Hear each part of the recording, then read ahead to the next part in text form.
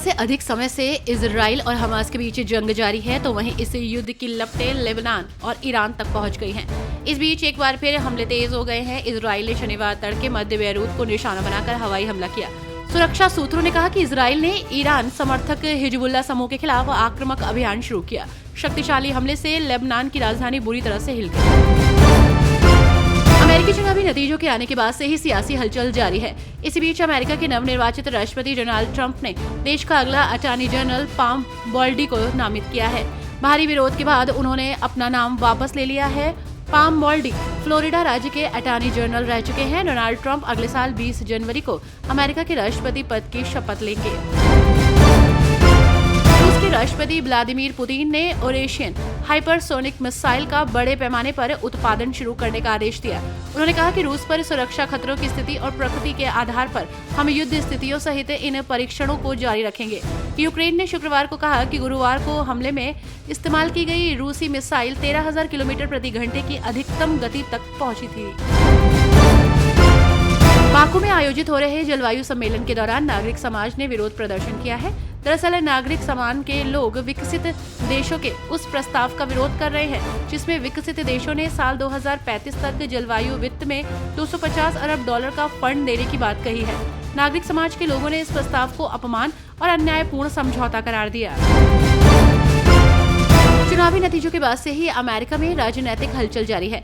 इस बीच पूर्व सांसद मैट गेट्स ने गुरुवार को ट्रंप प्रशासन के तहत अमेरिका के अटॉर्नी जनरल पद के लिए अपना नामांकन वापस ले लिया।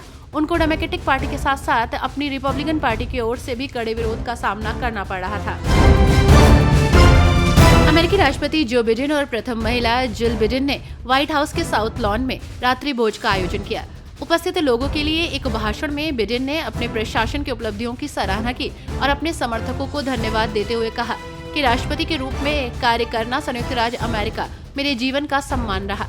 बिडेन 20 जनवरी 2025 को सबसे उम्रदराज अमेरिकी राष्ट्रपति के रूप में अपना व्हाइट हाउस कार्यकाल समाप्त करेंगे। संयुक्त राष्ट्र ने वैश्विक स्तर पर हिंदी भाषा को बढ़ावा देने पर जोर दिया है। यूएन मुख्यालय में एक विशेष कार्यक्रम में उसके वैश्विक संचार विभाग के निदेशक इयान फिलिप्स ने कहा कि हिंदी ने भौगोलिक सीमाओं को पार करते हुए वैश्विक स्तर पर प्रसिद्धि हासिल की है। उन्होंने कहा कि ये एक व्यापक रूप से प्रशंसित भाषा बन गई है जो कि समावेशिता को बढ़ावा देती है। इसके साथ ही उन्होंने दुनिया भर में लोगों को जोड़ने और सशक्त बनाने के लिए इसे बढ़ावा देने की आवश्यकता पर जोर दिया है।